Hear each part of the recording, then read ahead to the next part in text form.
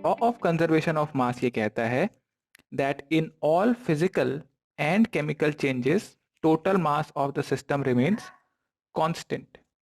यानी कि अगर किसी फिजिकल या केमिकल चेंज की बात करें तो टोटल मास जो सिस्टम का है वो बदलेगा नहीं।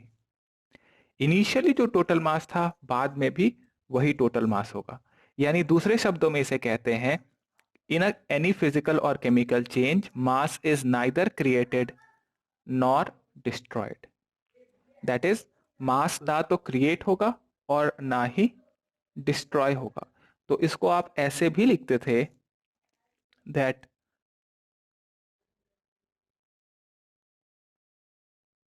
Total mass of reactant equal to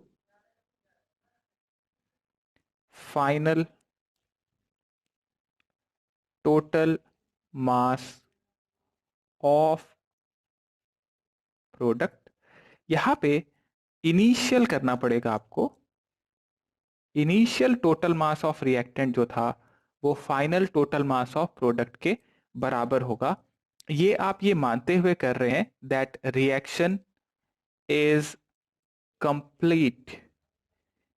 that is total reactant जो था वो पूरा का पूरा प्रोडक्ट में कन्वर्ट हो गया। रिएक्शन कंप्लीट हो गई तो जो इनिशियली रिएक्टेंट का टोटल मास था वही मास अब प्रोडक्ट का हो जाएगा। ओके। अगर अगर रिएक्टेंट कंप्लीटली रिएक्ट नहीं होता तो आप इसको ऐसे बना सकते हैं that total mass of reactant, this is initial, equal to total mass of product plus mass of unreacted reactant. ये है फाइनली। यानी कि रिएक्शन जब शुरू किया आपने तो जो टोटल मास था रिएक्टेंट का वही मास अब प्रोडक्ट प्लस अनरिएक्टेड रिएक्टेंट का होगा। इनिशियल मास जो था वो फाइनल मास के बराबर था। यानी कि रिएक्शन के अंदर में रिएक्टेंट प्रोडक्ट में जरूर कन्वर्ट हो रहे हैं लेकिन उनके मासेस में जो है वो चेंजेस नहीं आ रहे हैं। तो मास जो है वो कंजर्व्ड रहता है। तो रिएक्शन अगर किसी कंटेनर में आप करा रहे हो और इस कंटेनर के अंदर में इनिशियली आपके पास सिर्फ रिएक्टेंट है और इसको आपने वेट मशीन पे लगा दिया है तो जो इनिशियल वेट दिखाई देगा वही फाइनल वेट भी होगा अगर इसके अंदर से कोई भी सब्सटेंस बाहर नहीं जा सकता है। यानी रिएक्टेंट जो था वो प्रोडक्ट में कन्वर्ट हो जाएगा।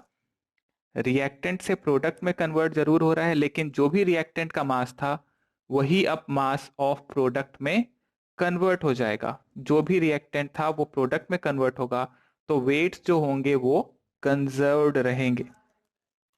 नाउ मॉडर्न प्रैक्टिस ये कहता है, मॉडर्न ये टर्म कहता है कि हम ये जानते थे that law of conservation of mass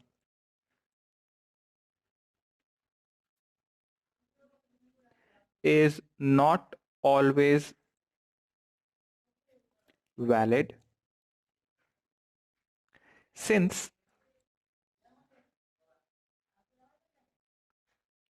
mass and energy are related। क्योंकि मास और एनर्जी आपस में रिलेटेड हैं मास को एनर्जी में कन्वर्ट किया जा सकता है using the equation E equal to delta M C square. जहां पे डेल्टा एम जो होगा वो मास जिसको आप कन्वर्ट कर रहे हो एनर्जी में तो उसको मैं लिख रहा हूं mass destroyed. C is the speed of light. अगर ऐसा यूनिट में लिखें तो 3 × 10⁸ मीटर पर सेकेंड है, तो ये डेल्टा एम जो है इसको भी आपको किलोग्राम में लिखना पड़ेगा। सब कुछ एसआई यूनिट में लिखा है, तो एनर्जी जो प्रोड्यूस होगा वो जूल में आना चाहिए। तो क्योंकि एनर्जी मास में कन्वर्ट हो सकता है और मास एनर्जी में कन्वर्ट हो सकती है, तो कंजर्वेशन ऑफ मास ट्रू नहीं है, लेकिन energy plus mass will be conserved. Energy से मास से एनर्जी कन्वर्ट हो सकता है। सिर्फ अगर हम मास कंजर्वेशन की बात करें, तो क्योंकि मास एनर्जी में कन्वर्ट हो सकता है, तो ये स्टेटमेंट हमेशा सही नहीं होगा। लेकिन नॉर्मल जो केमिकल रिएक्शंस होंगी उनके अंदर में ये बिल्कुल सही लगता है। न्यूक्लियर रिएक्शंस जो होंगी जहां न्यूक्लियस टूट जाता है, उनमें नहीं लगता ये mass conservation. But normal reaction है जहां रिएक्टेंट से प्रोडक्ट बन रहा है, केमिकल रिएक्शन, उनमें मास लॉ आप लगा सकते हैं। सो this is the law of conservation of mass. Note कर लो। हो गया? आप चाहो तो यहां पे लिखना चाहते हो तो लिख सकते हो that in nuclear reaction mass is not conserved because वहां पे mass energy में convert हो जाता है। but in a chemical reaction, in chemical reaction mass is conserved।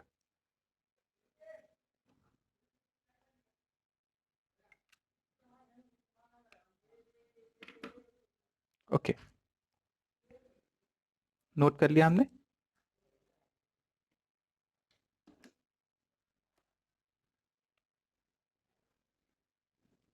तो एक एग्जांपल करते हैं हम। what weight of BaCl2 would react with 24.4 gram of sodium sulfate to produce 46.6 gram of barium sulfate and 23.4 gram of sodium sulfate। 23.4 gram of sodium chloride. Okay, so करो try इस question को।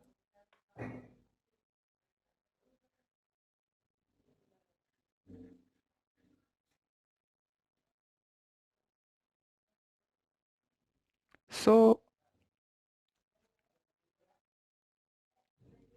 कहता है question, what is the weight of BaCl2, जिसको आप किससे react कर रहे हैं? Sodium sulphate. लिख लो, sodium sulphate is Na2SO4 to produce barium sulphate which is BaSO4, और साथ में कहता है sodium chloride that is NaCl।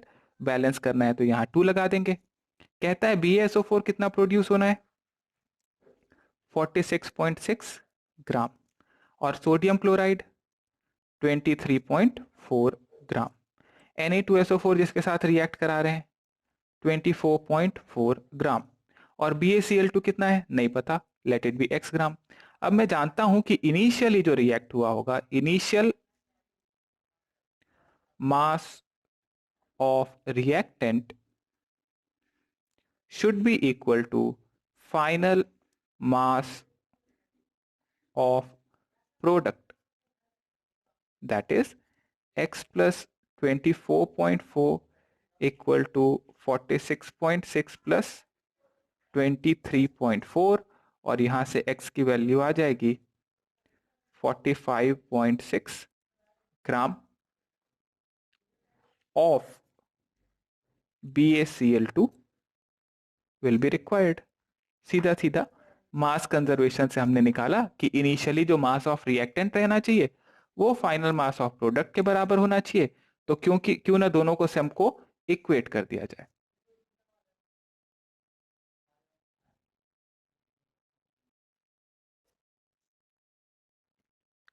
Done. तो आप चाहें तो इसको इस तरीके से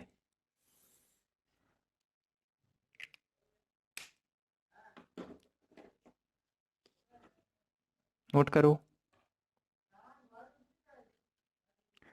अब अगले पॉइंट पे आते हैं।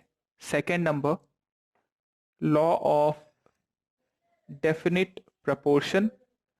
अच्छा, किसने दिया था? तो आप चाहो तो यहां लिख लो, this was given by Joseph Proust. और इसके पहले वाला जो लॉ था, law of conservation of mass, इसमें आप लिख लीजिएगा, this was given by लोवेसियर।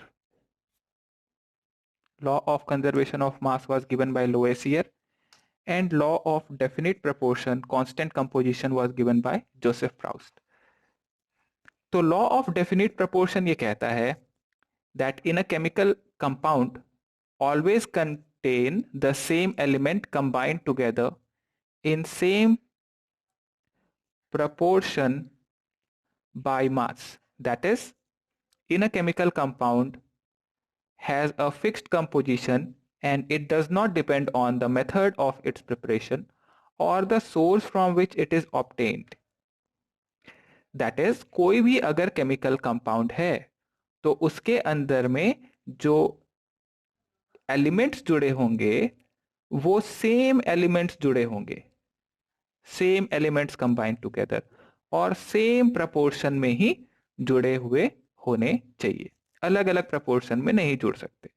For example, अगर हम बात करें NH3 की, तो इस NH3 के अंदर में जरा ग्राम मॉलिक्यूलर मास जो कि हम देख चुके हैं, देखें हम, तो नाइट्रोजन का था 14 और हाइड्रोजन का था 1 into 3, तो ये हो गया 17 ग्राम। तो मैंने कहा इन 17 ग्राम ऑफ NH3, अगर मैं 17 ग्राम NH3 लूंगा तो इसके अंदर में अगर मॉलिक्यूल वाइज देखें तो एक NH3 में एक नाइट्रोजन और 3 हाइड्रोजन है।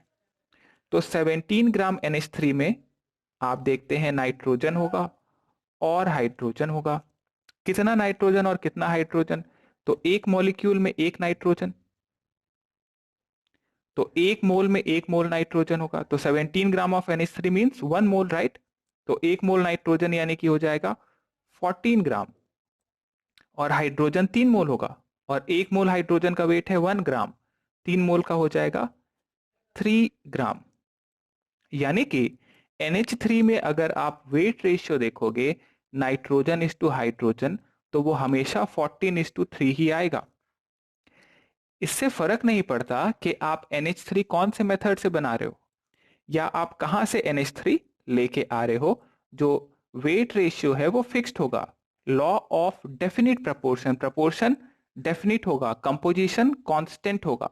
कांस्टेंट कंपोजिशन और डेफिनिट प्रपोर्शन का ये केस था। एक और एग्जांपल देखो इसमें, लेट्स से हम एग्जांपल ले लेते हैं H2O का। तो अगर हम 18 ग्राम H2O ले रहे हैं तो इसके अंदर में आपको हमेशा ये देखने को मिलेगा कि 16 ग्राम ऑक्सीजन एंड 2 ग्राम हाइड्रोजन मौजूद होगा। अगर आप इसका डबल ले लेते हो 36 ग्राम H2O, तो आपको देखने को मिलेगा that we have 32 gram oxygen and 4 gram hydrogen. That means जो वेट रेशियो आ रहा है oxygen is to hydrogen, that is always 16:2, that means 8:1 होगा। अब क्योंकि हम मोल कंसेप्ट पढ़ चुके थे, आप देखिए इसको बहुत आसानी से समझ सकते हो। एक H2O मॉलिक्यूल में एक ऑक्सीजन होगा और 2 हाइड्रोजन होगा।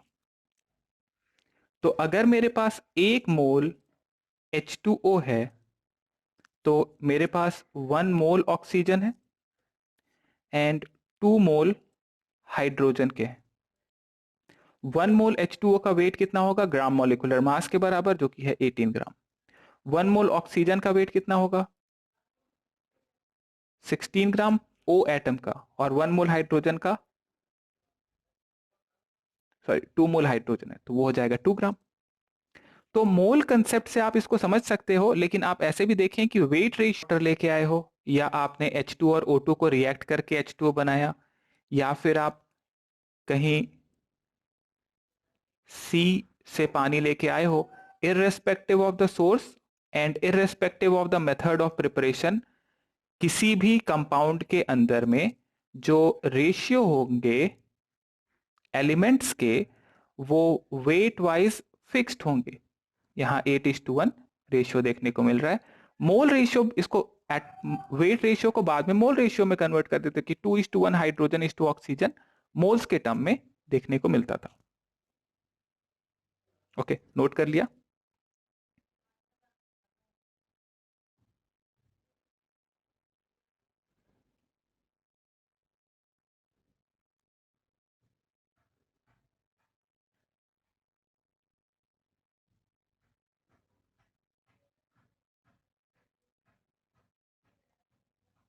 Done.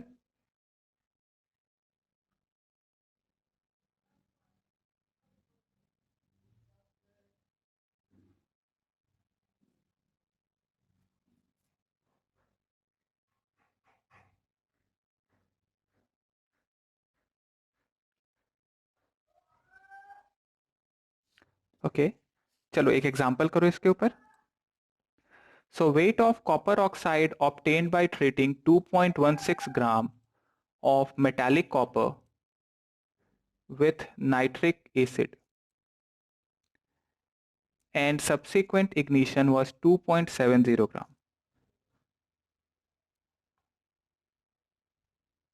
In another experiment, 1.15 gram of copper oxide on reduction yield 0.92 gram of copper. Show that this result illustrate law of constant composition. तो इससे आपको बताना है कि ये लॉ ऑफ कांस्टेंट कंपोजिशन को बता रहा है।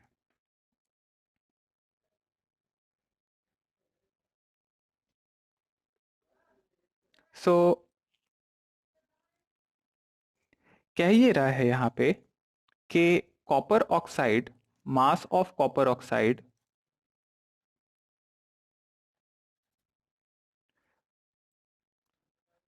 यहाँ पे था 2.70 ग्राम,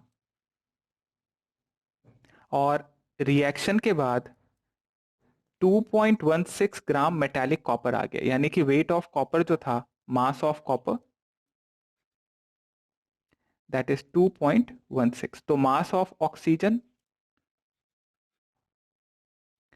क्योंकि कॉपर ऑक्साइड में दो ही चीजें हैं, कॉपर और ऑक्सीजन, तो टोटल वेट जो था वो 2.70 माइनस मास ऑफ कॉपर मैंने सब्ट्रैक्ट कर दिया, तो यहां से आ गया ये 0.54 ग्राम, ये वेट ऑफ ऑक्सीजन था।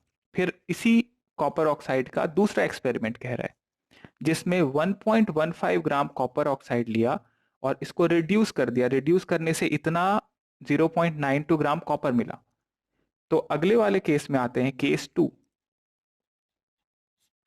इसमें मास ऑफ कॉपर ऑक्साइड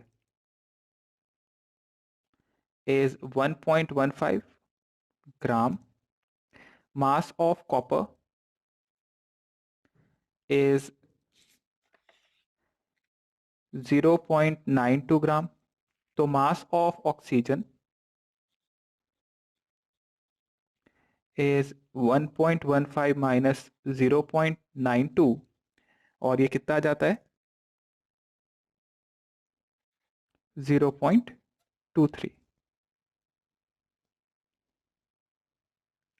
तो अगर हम यहाँ पे पहले वाले केस में कॉपर इज टू ऑक्सीजन का वेट देखें जरा, तो वो आएगा 2.16 इज टू 0.54। इसको सॉल्व करेंगे तो ये आ जाता है 4:1।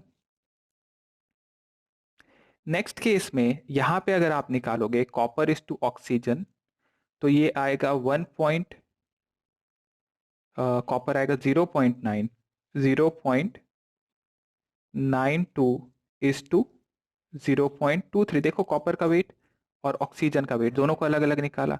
इसको सॉल्व करेंगे तो ये भी 4:1 आ रहा है, यानी कि जो भी कॉपर ऑक्साइड था उसके अंदर में एलिमेंट्स का रेशियो कांस्टेंट रहता है।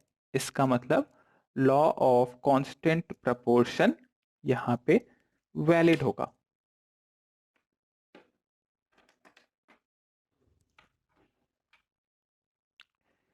ओके, क्वेश्चन में से इंपॉर्टेंट इंफॉर्मेशन एक्सट्रैक्ट करना है, आपको क्या चाहिए? अगर कांस्टेंट प्रपोर्शन प्रूफ पूछ रहा है तो जो भी एलिमेंट्स हैं उन एलिमेंट्स का वेट चाहिए होगा। जैसे यहाँ पे कॉपर ऑक्साइड था तो कॉपर का वेट चाहिए था और ऑक्सीजन का वेट चाहिए था, ताकि हम यहाँ पे फाइंड कर सके उनका रेशियो।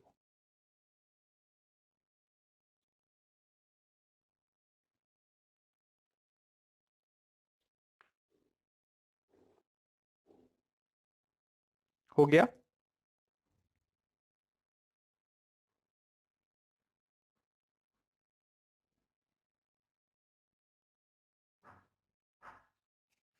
कर लिया नोट? अगले पे आइए, law of multiple proportion. This was given by Dalton's. So multiple proportion का स्टेटमेंट ये कहता है, when two elements combine to form more than one compound, when two elements combine to form more than one compound, then the different mass of one of the element which combine with a fixed mass of other element bear a simple ratio to one another। कह ये रहे हैं हम कि अगर एक element का मास आप फिक्स्ड रखते हो तो दूसरा वाला एलिमेंट जो है कंपाउंड में, वो जुड़ के जो भी कंपाउंड बनाएगा पहले वाले एलिमेंट से, वो एक सिंपल रेशियो में होगा। जैसे नाइट्रोजन ऑक्सीजन का केस देख लेते हैं। तो नाइट्रोजन और ऑक्सीजन कंबाइन होके ऑक्साइड्स बनाते हैं 5 तरीके के। N2O बनता है, NO एक ऑक्साइड है, then N2O3, N2O4 and N2O5। अगर हम वेट रेशियो देखें यहाँ पे, तो 2 नाइट्रोजन और 1 ऑक्सीजन, रेशियो देखो क्या आएगा। एक नाइट्रोजन का अगर मोल वाइज लें, अगर मैं 1 मोल ये कंपाउंड ले लूं तो मेरे पास 2 मोल N2 होगा, 14 into 2 28:16 NO, 14:16 N2O3, 28:48 N2O4, 28:64 and N2O5 में देखिए क्या आएगा। अगर N2 का देखें तो 28 हो जाएगा, अगर मैं 1 मोल ले रहा हूं अगर, तो ऑक्सीजन होगा 16 इंटू 5, दैट इज 80। अगर मैं N को सेम ले लूं तो मैं N को 14 ले लेता हूं, तो यहां आ जाएगा 14:8। इधर देखिए 14:16, यहाँ 14:24, 14:32 एंड 14:40। तो अब देखो, अगर एक एलिमेंट का मास आपने कांस्टेंट ले रखा है तो दूसरा एलिमेंट जो कंबाइन होगा कंपाउंड्स बनाने के लिए, वो एक सिंपल रेशियो में होंगे।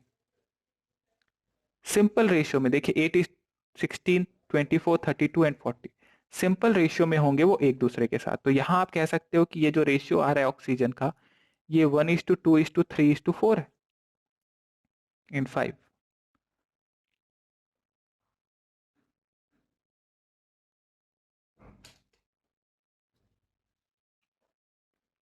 So law of multiple proportion यहां पे हमने देख लेना है। आप एक और एग्जांपल देखना चाहते हो तो ये देखो, कार्बन और ऑक्सीजन जो है वो जुड़ के बनाते हैं CO, carbon monoxide and CO2। अगर 1 मोल CO लिया तो कार्बन इसके अंदर में आएगा 1 मोल, तो 12, ऑक्सीजन 16। CO2 में कार्बन 1 मोल होगा तो 12, और ऑक्सीजन को 2 मोल होना पड़ेगा, O2 है देखो, तो ये आ जाएगा 32। यानी कि अगर आप कार्बन को कांस्टेंट लिए हो तो ऑक्सीजन 1:2 रेशियो में आ रहा है यहाँ पे। That is a simple ratio in combination. So this is known as law of multiple proportion. अगर दो एलिमेंट एक से ज्यादा कंपाउंड बना रहे हो तो उसमें एक एलिमेंट का अगर आप कांस्टेंट ले लेते हो मास, तो बाकी जो दूसरा एलिमेंट है उसके अंदर में सिंपल होल नंबर रेशियो में वो कंबाइन हो रहा होगा। सिंपल होल नंबर रेशियो का मतलब एक कंपाउंड में अगर x है तो दूसरे में 2x 3x इस तरीके से कॉम्बिनेशन हो रहा होगा। अब ये तो हुआ बात समझने का, बट एक्चुअल क्वेश्चन जब आता है तो उसके अंदर में सॉल्व करना आना चाहिए। ठीक है, कंसेप्ट समझ के क्वेश्चन अगर सॉल्व करने की बात आएगी तब फिर पता चलेगा कि आपको कितना समझ में आता है। ठीक है, देखने से तो सब आसान लगता है। तो एक एग्जांपल लिखो। सो क्वेश्चन है, on analysis it was found that black oxide of copper and red oxide of copper contain 79.9% and 88.4% of metal respectively. Establish the law of multiple proportion with the help of this data. Establish the law of multiple proportions with the help of this data.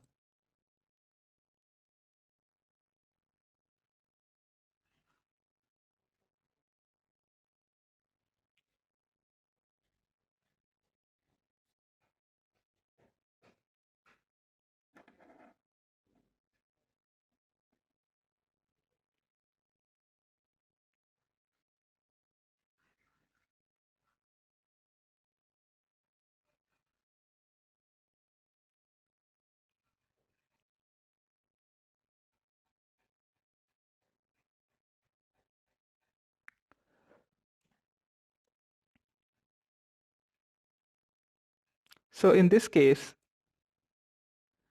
अगर हम black oxide का case लें,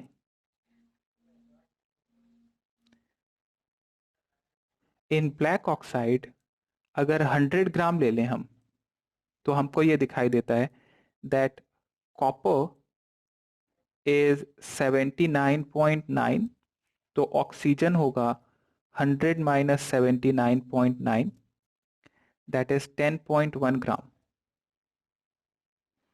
now अगर हम red oxide में आए, in red oxide, और इसका अगर आप 100 ग्राम ले तो कॉपर जो है वो है 88.8, बट मेरे को किसी एक एलिमेंट को कॉमन लेना होगा, तो उसके हिसाब से अगर हम जाएंगे, ओके, अगर ऑक्सीजन की बात करें तो कितना होगा यहाँ पे 100 माइनस 88.8, दैट इज 11.2 ग्राम। सो 88.8 पे अगर 11.2 है तो कॉपर अगर 79.9 होता तो कितना ऑक्सीजन होता। सो इन 79.9 ग्राम कॉपर, ऑक्सीजन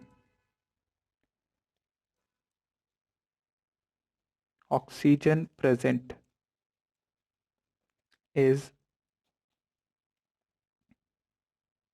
11.2, इसमें था 79.9 में कितना होगा, तो 79.9 divide by 88.8 and this comes out to be 10.08। So nearly अगर आप देखोगे तो ये रेशियो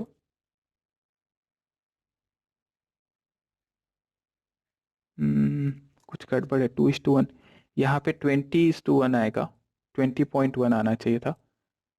ओके, सो ऑक्सीजन का रेशियो देखें अगर हम,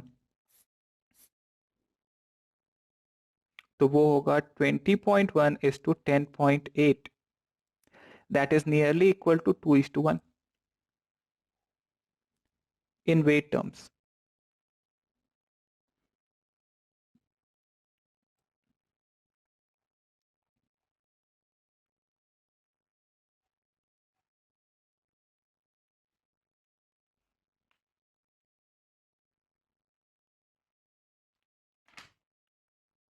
नोट करो।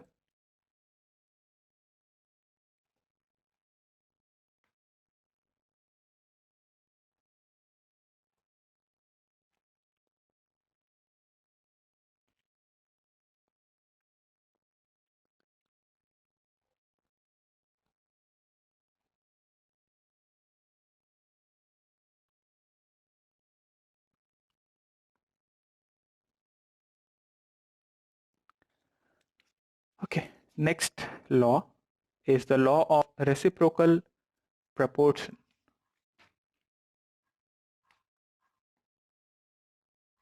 It was given by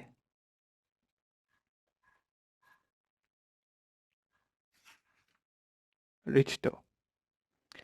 so law क्या कह रहा है यहाँ पे कि अगर दो एलिमेंट हैं ए एंड बी जो कंबाइन हो रहे हैं separately with a fixed weight of element C.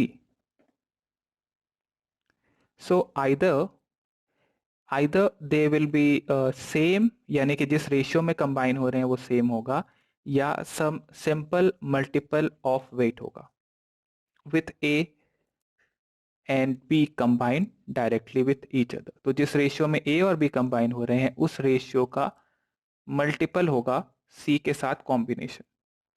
जैसे कि हम देखें अगर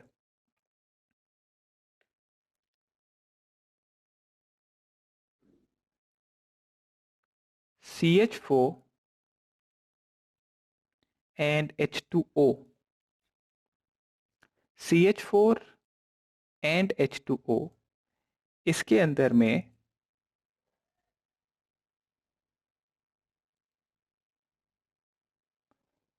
जो एलिमेंट है प्रेजेंट, या CH4 एंड H2O की जगह आप एक काम करो, H2O एंड CO2 का केस ले लेते हैं। तो यहाँ जो एलिमेंट कंबाइन हो रहे हैं वो कौन कौन से हैं देखो, एक है हाइड्रोजन, एक है ऑक्सीजन और एक है कार्बन। तो हाइड्रोजन और ऑक्सीजन आपस में कंबाइन हो रहे हैं to give H2O, and oxygen and carbon combine हो रहे हैं to give CO2।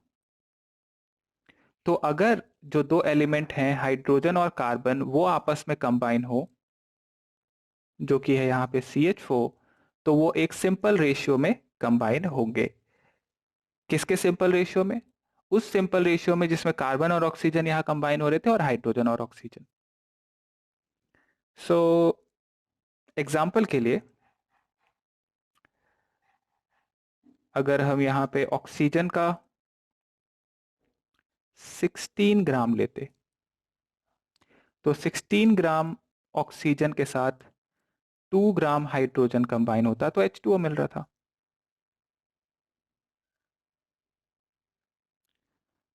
And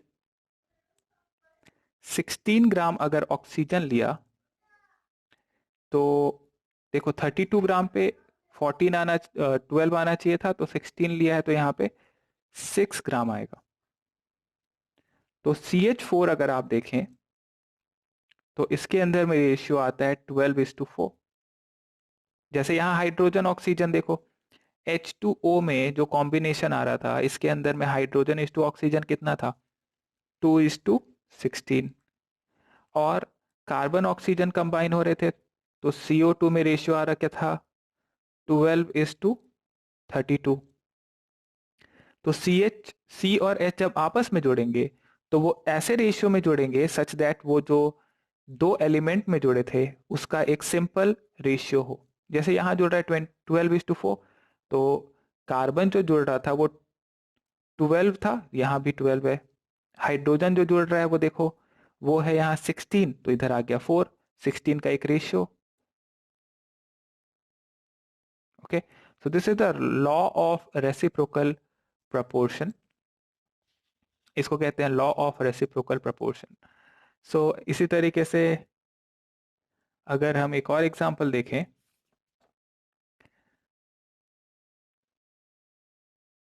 so carbon, oxygen and sulphur, ये 3 एलिमेंट का देखें अगर हम, तो कार्बन और ऑक्सीजन रिएक्ट होते हैं तो बनता है CO2। ऑक्सीजन एंड सल्फर से बनता है SO2। तो कार्बन एंड सल्फर जब जुड़ेंगे तो बनेगा CH2। तो CH2 के अंदर में जो रेशियो होगा कार्बन इज टू सल्फर का, वो एक सिंपल होल नंबर रेशियो होगा CO2 और SO2 के अंदर जो कार्बन और सल्फर का रेशियो था उसके कंपैरिजन में। सो this is the law of multiple proportion.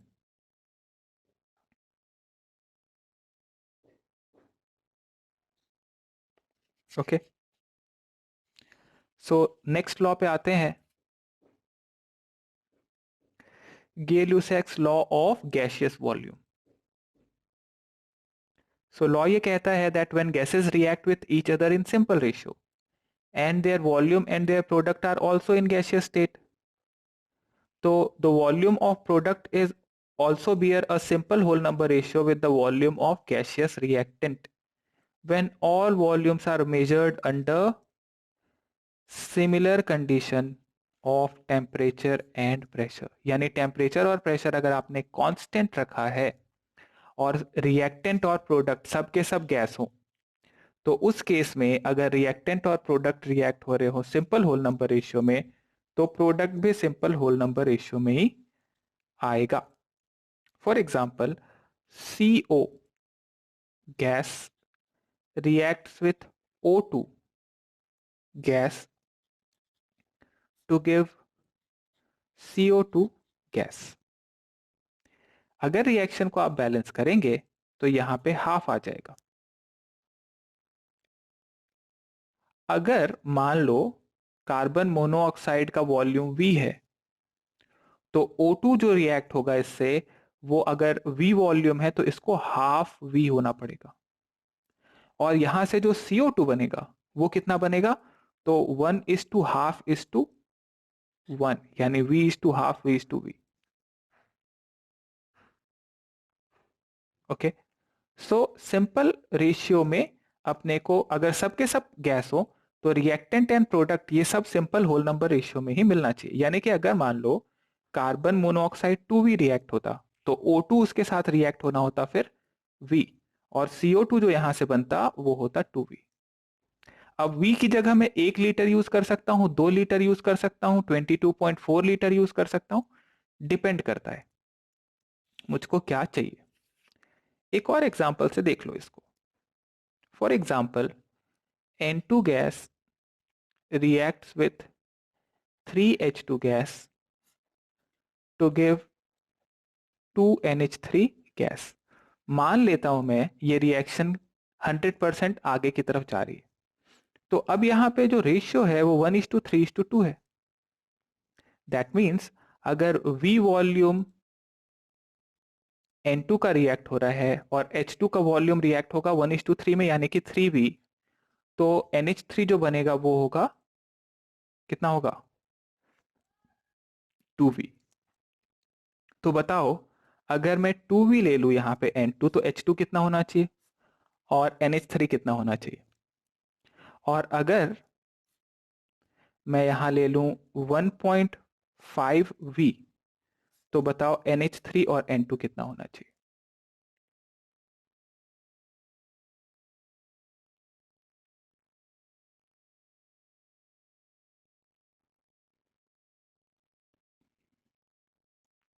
So N2 and H2 are reacting in the ratio of 1:3। That means अगर 2V लिया है N2, V लिया था तो 3V था H2 का। अगर N2 का 2V लोगे आप तो H2 का हो जाएगा 3 × 2 यानी कि 6V। और NH3 कितना बनेगा, तो N2 अगर 1 था तो NH3 2 आता था, तो अगर 2V है तो NH3 बनेगा 4V।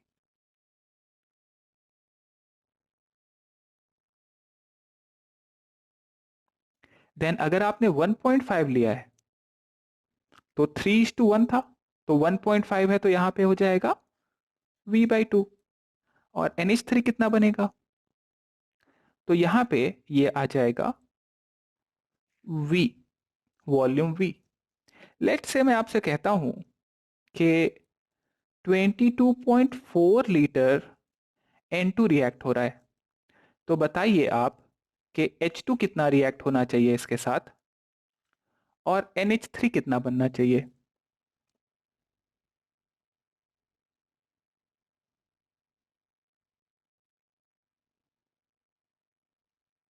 What is the volume of H2 and NH3 जो रिएक्ट होना चाहिए यहाँ पे।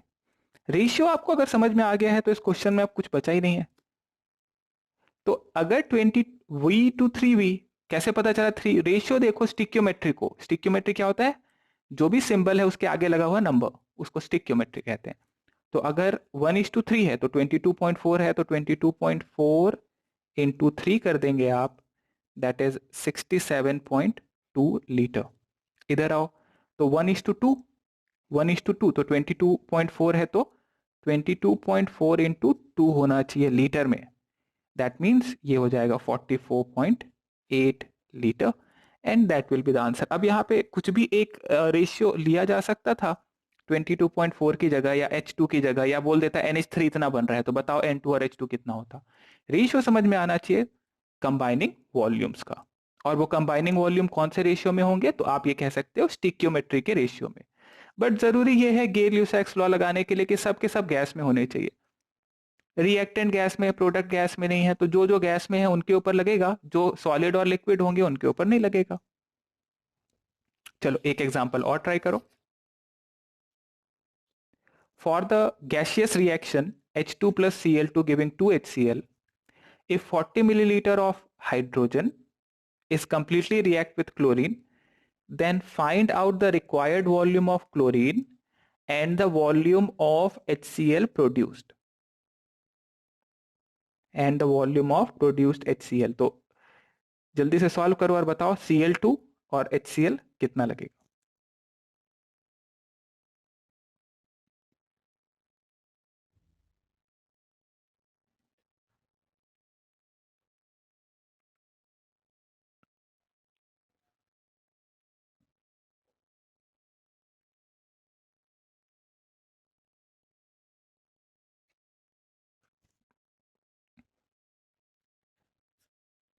डन।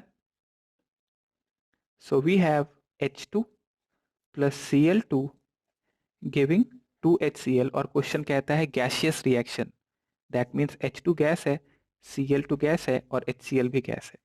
तो अगर हम 40 मिलीलीटर ले रहे हैं H2 को तो 1:1 में रिएक्ट होने वाला है, तो Cl2 कितना लगेगा पूछा है, HCl कितना लगेगा पूछा है, तो 1:1:1 मतलब वॉल्यूम ऑफ Cl2 जो चाहिए होगा वो होना चाहिए 40 मिलीलीटर, और HCl बनेगा कितना, तो जितना H2 था उसका डबल 1:2, कुछ भी नहीं लिखा है मतलब 1 है। So volume of HCl will be 2 into volume of H2 ऐसे लिख सकते हैं। So 2 into 40 that is equal to 80 millilitre and that will be the answer. है ना सिंपल। और बहुत इंपॉर्टेंट था ये Gay-Lussac's law of combining volume, जिससे अपने को रेशियोज के बारे में एक बहुत इंपॉर्टेंट पता चलता है कि रिएक्टेंट्स किस रेशियो में रिएक्ट होते हैं टू गिव अ प्रोडक्ट, उसको आप रिलेट कर सकते हो वॉल्यूम के टर्म्स में, जिसको बाद में आप मोल मोल एनालिसिस में कन्वर्ट कर लोगे। नोट कर लिया हमने। तो अगले पे आते हैं, दिस इज अवोगाड्रोस हाइपोथेसिस, ये हम देख चुके हैं। तो कहता ये है अवोगाड्रोस हाइपोथेसिस, अवोगाड्रोस हाइपोथेसिस अवोगाड्रोस ने ही दिया था। So equal volume of all gases have equal number of molecules not atoms at same temperature and pressure conditions. Basically यहाँ पे ये कहना चाह रहे हैं कि जो नंबर ऑफ मोल्स होते हैं गैस के वो डायरेक्टली प्रोपोर्शनल होते हैं वॉल्यूम से, और इस वजह से नंबर ऑफ मॉलिक्यूल्स जो होंगे वो भी डायरेक्टली प्रोपोर्शनल होंगे वॉल्यूम से। दिस इज अवोगाड्रोस हाइपोथेसिस, जहां से आप एक एसटीपी कंडीशन निकाल चुके थे which was 1 atm pressure and pressure is 1 atm and temperature is 273 Kelvin or 0 degree centigrade, और इससे एक कंक्लूजन पे पहुंचे थे हम, जो कि था इक्वल वॉल्यूम, या ऐसे लिखो 1 मोल of each gas occupy 22.4 liter at STP। अब क्योंकि हम इसके बारे में पहले ही पढ़ चुके हैं, तो मैं सीधे क्वेश्चन पे आऊंगा और आपको चेक करना होगा। अच्छा, एक चीज याद रखो, 1 mole of each gas occupy 22.4 litre, और volume of 1 mole of gas is molar volume. एक टर्म होता है मोलर वॉल्यूम, एक मोल गैस का जो वॉल्यूम होता है उसको मोलर वॉल्यूम बोलते हैं, जो कि एसटीपी पे होगा 22.4 litre.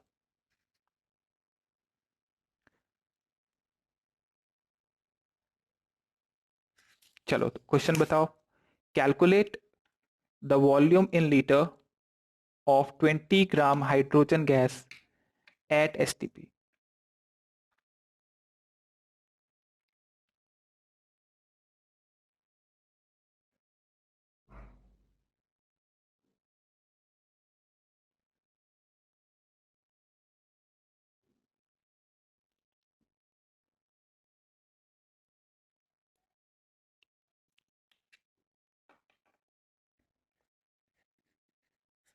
So given here is the mass 20 gram of H2. So we will find the moles using mass upon gram molecular mass, that is 20 upon 2, that comes out to be।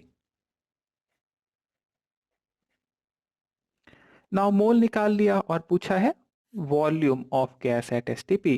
So we will say volume is moles into 22.4 liter,